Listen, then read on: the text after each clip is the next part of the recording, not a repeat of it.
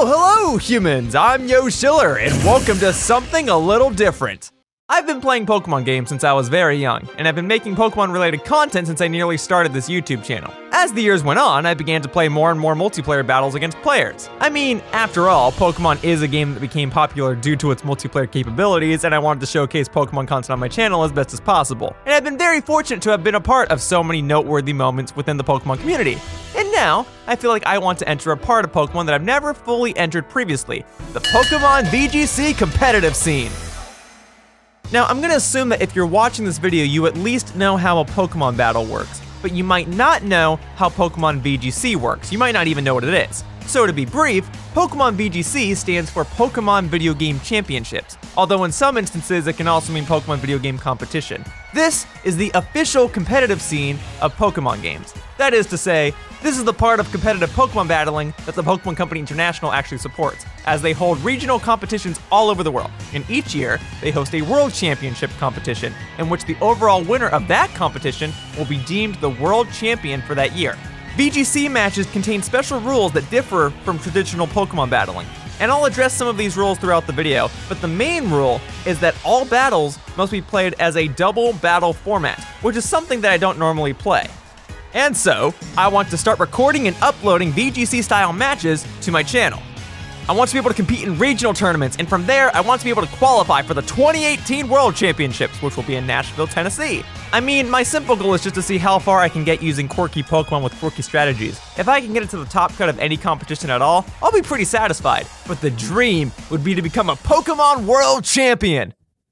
So, okay, those are my goals, but what's the purpose of this video? Well, let me outline some things for you. On screen right now, you can see the format of this video, so you can jump around this video in case you want to see anything specific. But let's start with the most basic questions that I could possibly answer. What is this video? What is Pokemon BATAW? And how does this video relate to Pokemon BATAW? And overall, what are my plans for Pokemon videos going forward? If you're new to my channel, then you might not be familiar with the phrase Pokemon BATAW, and you might be wondering why I'm saying it so weirdly every time I mention it. Pokemon BATAW is a Pokemon series that I've created for my channel, in which BATAW is an acronym that stands for Battles Anytime, Anywhere. The idea behind the series is that any Pokemon trainer can challenge me to a battle with almost any sort of regulation or rule set. The main gimmick of the series is that I use the same 45 Pokemon, which I shall be referring to as my 45 Pokemon bubble throughout this video, and other players can pick and choose which of these 45 Pokemon they want me to use. So, they might say I can only use 1 Pokemon, 2 Pokemon, anywhere from 1 to 6 Pokemon naturally, and then they might say I want you to only use flying types, or I want you to only use female Pokemon, so on and so forth. But the whole point is that I can battle in any rule set using some sort of team within this 45 Pokemon bubble. Why only these 45? Well, these are the Pokemon that I've obtained in the Pokemon walkthroughs and Let's Plays that I've uploaded to my channel. To break things down, here's a geeky term that I use to refer to my Pokemon videos. I call them the official Yoshiller Pokemon canonology.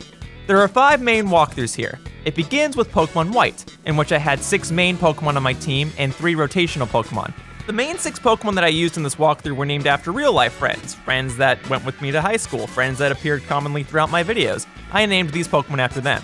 The 3 rotational Pokemon were named after other friends, some of which were online friends, some of them were real-life friends, but they were all nicknamed after online personas of people. And then, in the aftergame for that game, since Pokemon Black and White only let you catch Generation 5 Pokemon throughout the main course of the game, I specifically caught 3 Pokemon that were not from Generation 5 for usage in the aftergame. So, in my Pokemon White walkthrough, I caught 12 Pokemon total. Then, we go to my Emerald team for my Pokemon Emerald walkthrough. This team contains a traditional team of 6 Pokemon, and this was the team that I used to help me beat the game and record the walkthrough. Whereas I recorded Pokemon White blindly and I discovered things as I played the game, Pokemon Emerald was a game that I played previously and just recorded a separate walkthrough for. It's a pretty standard, straightforward team that consists exclusively of Pokemon introduced in Generation 3. And because this is technically the oldest game in the Yoshiller official Pokemon canonology, this team has appeared in more videos than any of my other Pokemon teams. I've used this team in random Pokemon Coliseum videos, a Pokemon Dash video, and even another multiplayer Pokemon Emerald video in which I battled against Chuggaaconroy. Short and simple, these Pokemon were all given random nicknames that just seemed to fit with them, such as the Blaziken being nicknamed Firefighter and the Shedinja being nicknamed Invincibug. The next game, the official Yoshiller Pokemon canonology, is Pokemon White 2, as it was the walkthrough that I recorded next. And much like Pokemon White 1, I recorded the game blindly. And also much like Pokemon White 1, I had a team of 6 main Pokemon with 3 rotational Pokemon.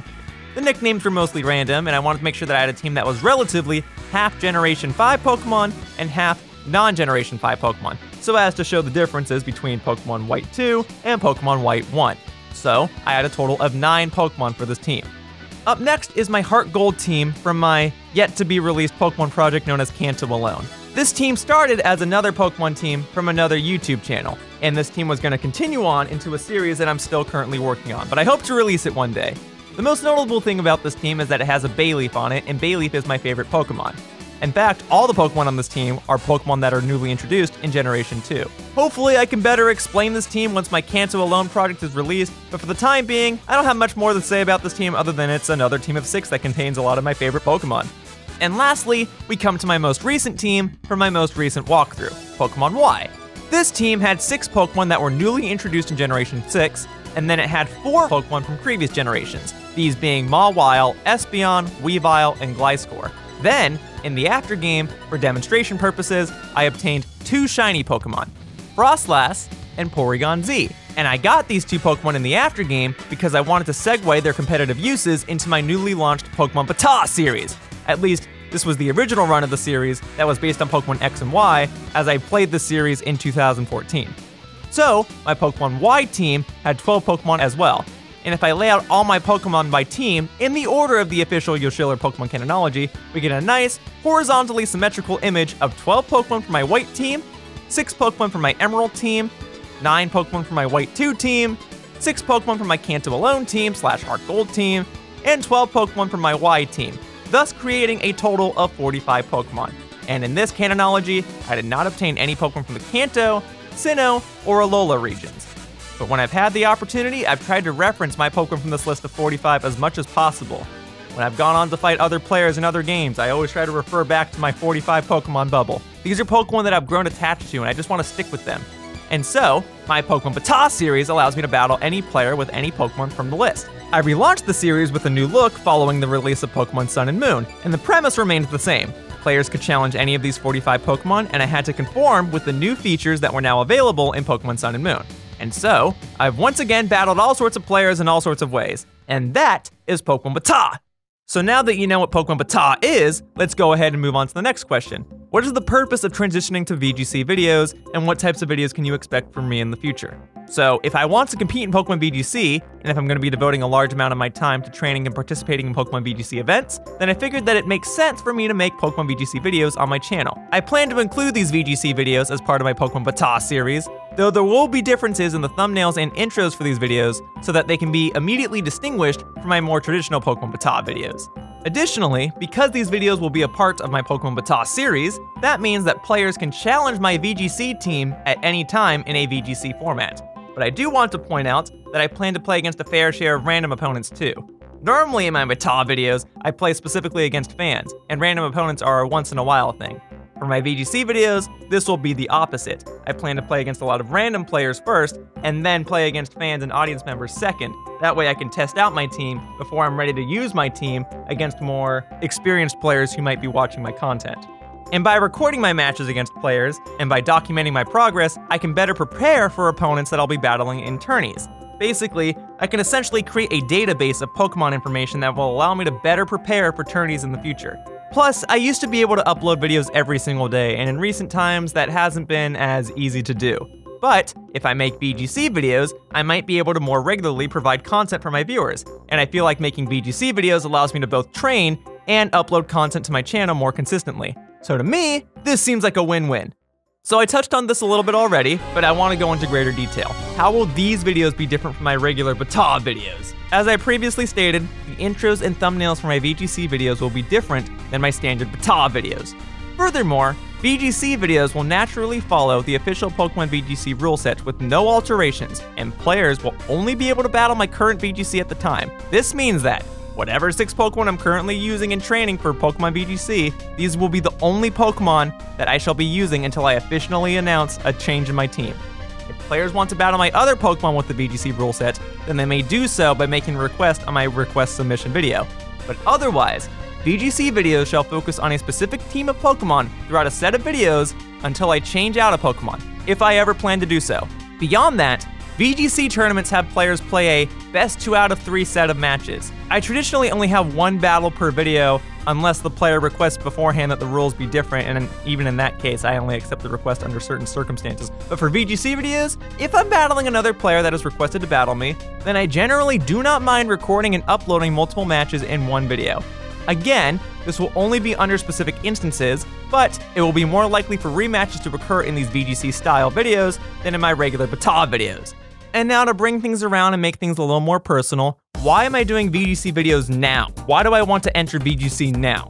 Well, to be honest, I just love competing. I love competing in tournaments. I love playing against other players. I love testing out skill. I love discussing strategies. I just love competing in tournaments regardless of whether or not I win or lose. The idea of a tournament, especially with brackets, is always so fun to me. I love going to tournaments. I love seeing how far I can go. I love seeing all these players from around the world with all sorts of different backgrounds going head to head against each other and clashing their ideals against one another. I tried playing competitive Super Smash Bros. For a short time, and I have plenty of friends that also compete in a variety of other competitive games. So I imagine my competition in other games has had quite a big influence on me. With regards to competing in Pokemon, it also helps that the first Pokemon World Championship event that I ever attended was in Washington, D.C. in 2014. The event as a whole was focused on many other things, but the World Championships occurred during that time. My time in Washington, D.C. was one of the most incredible moments of my life, and the fact that a player won the World Championships that year, that the player of that year, the World Champion of that year, won using a Pachirisu. I was in the audience when Sejun Park became the champion using that electric rodent, and it inspired me.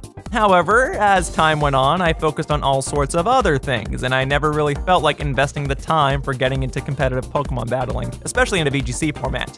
Most players acknowledge that if you do want to actually stand a chance in a Pokemon VGC setting, you do have to take it seriously, and you do have to train your Pokemon, and that takes a lot of time. And while I would have been fine with devoting the time for competing in Pokemon, this was 2014.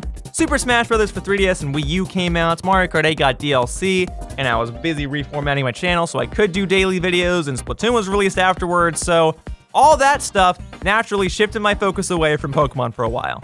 However, my more recent battles in my Pokemon BATAW series have given me that competitive vibe again. And for the 2018 rule set, the rules pleased me enough to where I felt like I could stand a chance to compete and that I could use a quirky enough strategy that might just help me win. It also helps that my roommates are very knowledgeable on Pokemon information, so it's been very helpful to be able to bounce Pokemon information off of them. So, I felt like this year would be the optimal year to try and compete to be a Pokemon champion. I wanted to compete in the past, I've been itching to compete now, this year's rule set was good enough for me, and I have knowledgeable Pokemon fans as roommates. Now's the perfect time for me to compete. So, let's dive on into the juicy part. Which Pokemon shall I be competing with? Over the course of time and over the course of trial and error, I've created a team of 6 Pokemon based on the 45 Pokemon that I've used throughout my Pokemon BATAW series. Although I could use Pokemon outside of my 45 Pokemon bubble, I feel like doing so would be a little less appealing to me. I'd like to see how far I can go with my quirky strategies and ideas using the Pokemon that I've used throughout my years as a Pokemon trainer. It also seems like it'd be a fun story if the whole thing came together in the end. However, VGC's rules and regulations state that a Pokemon can only be allowed if it was naturally obtained within the Alola region. This means that transferred Pokemon cannot compete.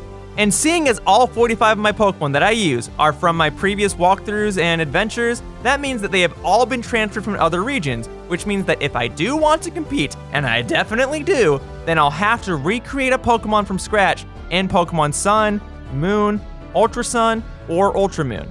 But to me, this is fine, since most of my Pokemon from my walkthroughs wouldn't be ideal choices anyway. Because the Pokemon in my walkthroughs were Pokemon that I obtained naturally throughout my time with the game, only a fair share of them would have the natures, IVs, EVs, and/or movesets that I would want for a competitive environment. So, being able to recreate a Pokemon allows me to give it the proper IVs, EVs, egg moves, and natures that I would want them to have, so I can be more prepared for the competition that lies ahead. However, because these Pokemon are recreated Pokemon, this technically means that I'm not using my original Pokemon, and therefore I'm technically not using the exact Pokemon from my 45 Pokemon bubble. So, I've decided to create these Pokemon in spirit of my original Pokemon. They are not replacements, so I shall match the nicknames, gender, and appearances of my original Pokemon as much as possible. And so, in order to decide on which 6 Pokemon I wanted to use, I used a fan-made Pokemon battle simulator known as Pokemon Showdown. From there, I tested out all sorts of strategies, and I eventually came to a conclusion as to which 6 Pokemon I wanted to use. These are the 6 Pokemon that have given me a fair share of success. Throughout this video, I should go over each of my 6 Pokemon that I plan to use in detail, and I plan to do so in the order in which I first obtained each of these Pokemon. And to further add on to this idea of recreating a Pokemon and using a Pokemon in spirit of one of my older Pokemon, I shall be using footage from my older walkthroughs and older videos to better showcase why I'm using my Pokemon and to show the attachment that I've had to them. So forgive me if the footage I use is kind of low quality. I wasn't the best editor back in the day, but hopefully the video footage that I use right now is sufficient. So, without further ado, these are the 6 Pokemon that I shall be using in VGC in the order of when I first obtained them. Milotic, Zoroark, Bayleaf, Mawile, Goodra, and Weavile. It's also worth pointing out that I did have some runner-up Pokemon that I might rotate into my team in the future depending on my battle results, but I'll only go over them at the time if I announce that I'll be changing up my team. But for now, let's discuss this team, let's focus on these Pokemon, and let's start with the queen of my team and the oldest Pokemon on this team, Milotic. You know, it's interesting, as I almost didn't use a Milotic on my Pokemon Emerald team. I decided on my team before I began recording the walkthrough, and I was torn between whether or not I wanted to try using a Wailord or Milotic. See, I was deciding if I wanted to use 2 cutesy Pokemon with Altaria and Milotic, or 2 cool-looking Pokemon like Flygon and Wailord. Ultimately, I went with Altaria and Milotic, and I know that that seems like the more natural option, but man, I'm certainly glad that I chose these 2. I just wish that I didn't spend an entire part of my walkthrough fishing for Feebas and making a fool of myself because I wasn't fishing properly and I was using the wrong rod and yada yada yada. Anyway, Milotic.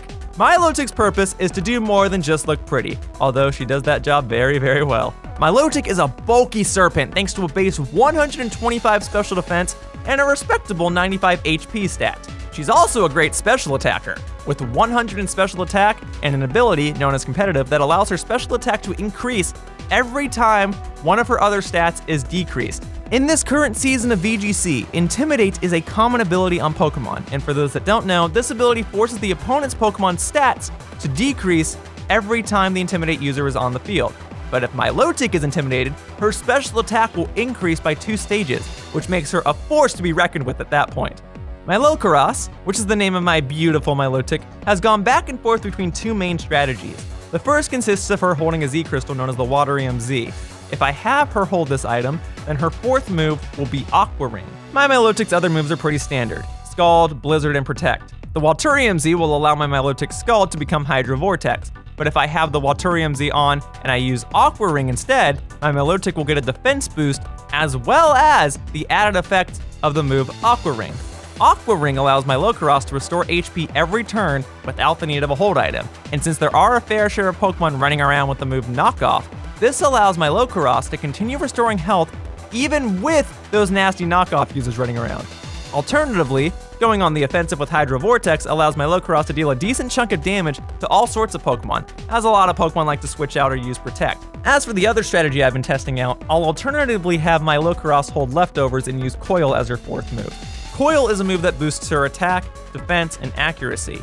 The defense boost allows her to be more of a tank, especially since her regular defense stat is a bit lacking when compared to her special defense stat. Plus, the accuracy boost allows her to land Blizzard more frequently, thus allowing Milokaross to have a powerful Ice-type attack that can hit both opponents, and since all of these battles are double battles, having moves that hit both opponents, known as spread moves, is very, very useful. And since I don't have to worry about it missing, that's a nasty attack to land on both your opponents. So far, I've had great success with Milokaross. She's helped me win all sorts of matches, and she's been the Pokemon from my Emerald team that I've used the most in my BATAW videos. She is the Pokemon that I plan on using from my Emerald team, so she'll be representing that entire team when I use her in VGC. At least, that's the case for now.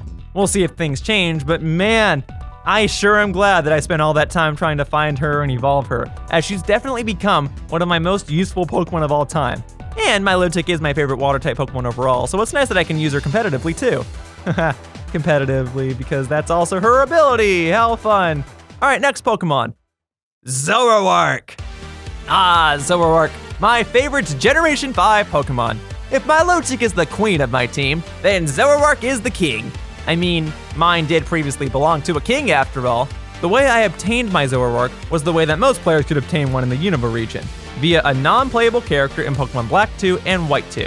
At the time, I did not nickname the Zoroark, so he was stuck with his Japanese name, which was still Zoroark, but it was written with Japanese letters. Of course, since I had to recreate the Zoroark in Alola, and since I'm playing the game in English, I can't recreate Zoroark's original Japanese nickname. So, I've simply nicknamed it as N Zoroark, as the original Zoroark had N's trainer ID. And yes, there we go, there's the connection, the king, N, lo and behold, my Zoroark previously belonged to a king, and now he's the king of my team. Does it make sense now? Great.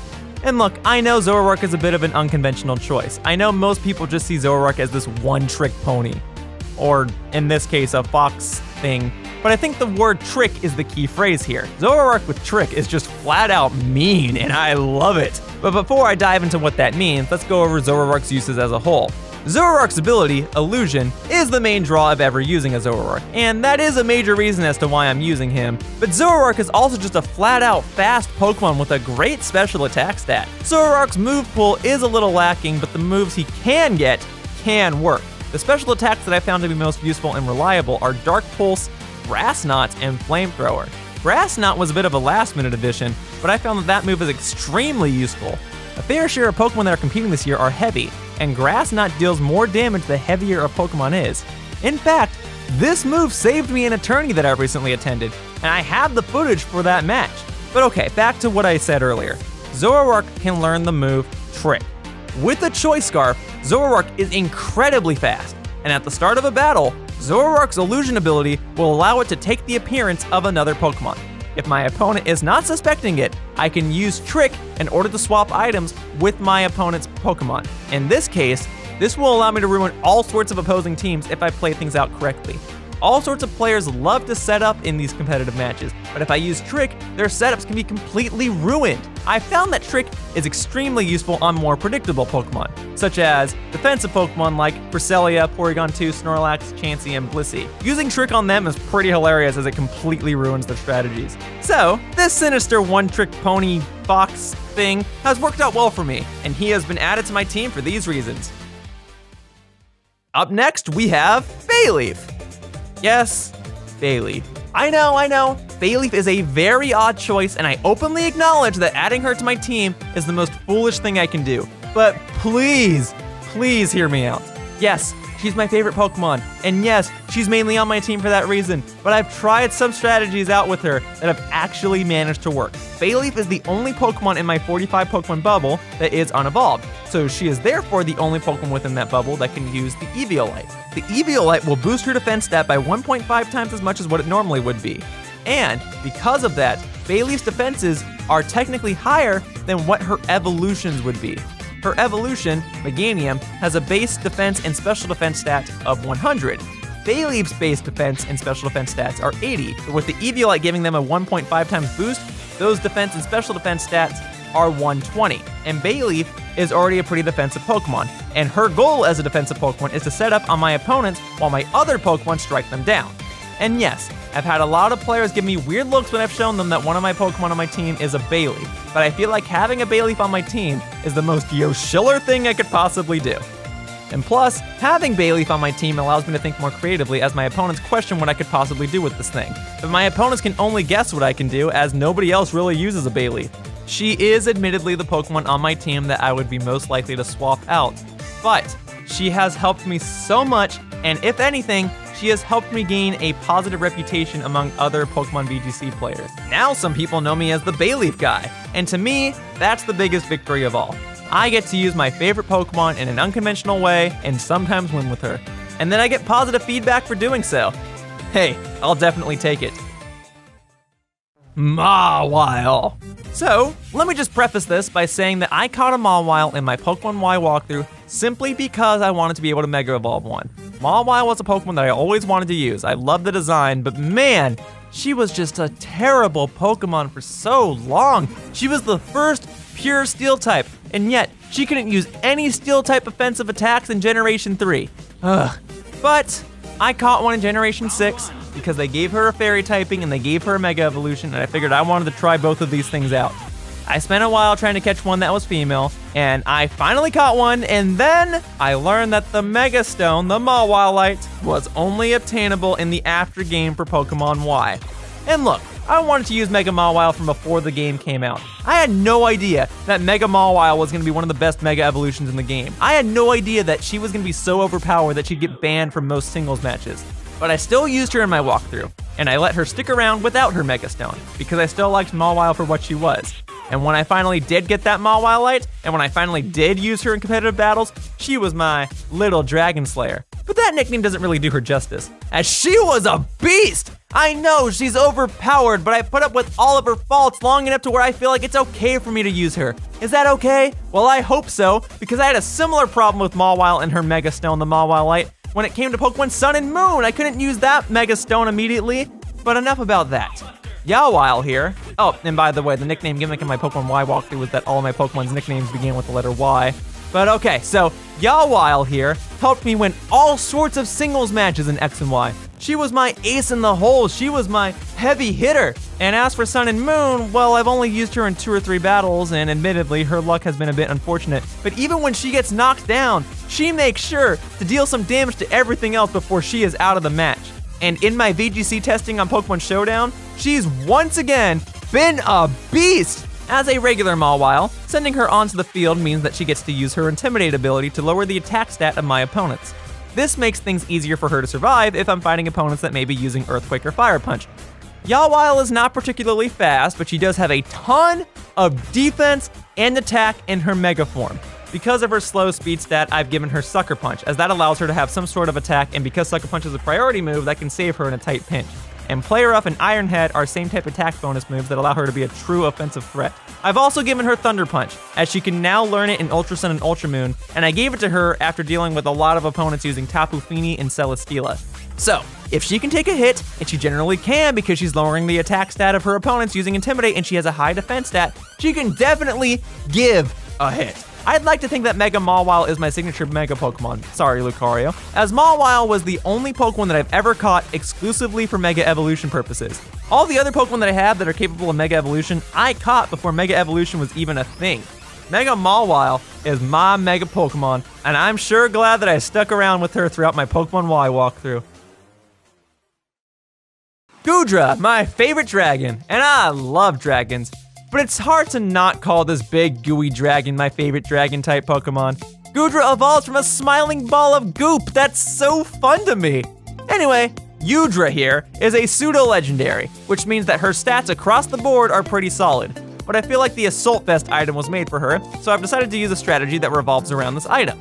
The Assault Vest makes it so that she can only use attacking moves in exchange for a super high special defense stat. And since Youdra's base special defense stat is already 155, the Assault Vest will make her one heck of a wall. Plus, Muddy Water is a move that hits both of the opponent's Pokemon on the field, and it also has the chance to lower the opponent's accuracy, which could be a game-changing lifesaver. Plus, I feel like Youdra should have some sort of spread move, and Muddy Water is a pretty good option for that. But speaking of spread moves, I've gone back and forth between the 4th attack, Sludge Wave and Sludge Bomb.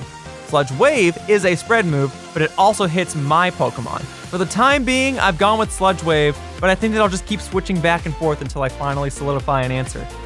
But yeah, Youdra has been a phenomenal Pokemon for my team. She takes hits and dishes them out too, and the fact that she has Sap Super as her ability is also a nice bonus, as it allows her to counter Pokemon that use Leech Seed and Spore. All in all, I still love my big gooey dragon, and I'm happy to have her on my team. And last but certainly not least, we have Weavile. I only have 2 male Pokemon on this team, and they're both Dark-type, but this one is Yeavile the Weavile. As I experimented on Pokemon Showdown, and as I tried out different Pokemon for a VGC team, they all started with Yeavile here. After writing some calculations, I realized that a Weavile with a Life Orb and Ice Punch can one-hit KO a Landorus, even when Landorus's Intimidate ability lowers Weavile's attack stat. But yes, Yeavile does have other purposes other than just taking out Landorus. Weavile in general are known for their phenomenal base 125 speed stat and spectacular 120 attack stat. With this high of a speed stat, Weavile is the fastest Pokemon that is capable of using the move Fake Out.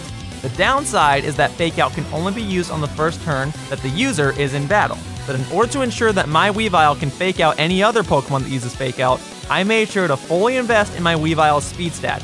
That way I can counter other fake out users such as Incineroar and Hitmontop. Alternatively, if I know that Yeavile is about to be knocked out, I can just be fast and land a powerful attack in hopes of KOing my opponent's Pokemon. But if I have a second Pokemon land a hit on the same turn in combination with Yeavile, I can usually KO the opponent's Pokemon there and then. So all in all, Yeavile is my fast, heavy hitter, while Yawile is my slow, heavy hitter. I need Yeavile on my team so that I can deal with the common and annoying Landorus, but I also love this sinister little weasel. He has helped me so much, what with the fake outs and the ice punches and the brick breaks, and I just need him on my team. So now that I've discussed my team, let's talk about the tourneys that I plan to attend. At the very least, I'll try to take pictures and I'll try to document my win-loss ratio, and I'll also try to write down all the Pokemon teams that I play against, and I'll be trying to attend tourneys whenever I can within the Southern California region. But if I do travel to, say, Northern California or an adjacent state such as Nevada or Oregon, I'll be sure to let you guys know on Twitter. Now let's discuss receiving feedback from viewers with regards to improving my team. Recording and uploading VGC matches means that I am willing to hear feedback from everybody. In fact, I'm willing to hear any sort of feedback that you guys might have on this video. So if you guys want to leave a comment, I encourage you to do so. I will read your comments. I want to be clear here though. I like my team, and I think I've got a good strategy going, but I also acknowledge that there are far tougher and more viable Pokemon that I could be using. I'm not ignorant to the metagame that's going on. I know I'm heavily restraining myself with my stupid rules, but in reality, I just want to see how far I could go with these limitations. I'm just trying something new, and I want to try and document my VGC progress as I compete in this metagame for the first time. So, if you want to challenge this VGC team, please submit a challenge request using the request submission video that is linked in the description and in the iCard in the top right corner. Otherwise, if you're competing this season, I hope to face you at some point in the future. And if you're just watching my videos, then hey, thank you so much for your continued support. I need all the support I'm gonna get. And hey, if I make any changes to my team, I'll be sure to let you all know in these Pokemon BATAW VGC videos and on my Twitter account. I've said a lot in this video, but I hope that I've said everything that I needed to say. Next time, I hope to be able to provide some VGC battles for you all. For now, that wraps up this Pokemon BATAW VGC battle plan video, and I'd like to thank you all for watching. See you all in future videos, or potentially, see you all on the VGC battlefield. Bye-bye, humans. Whoosh.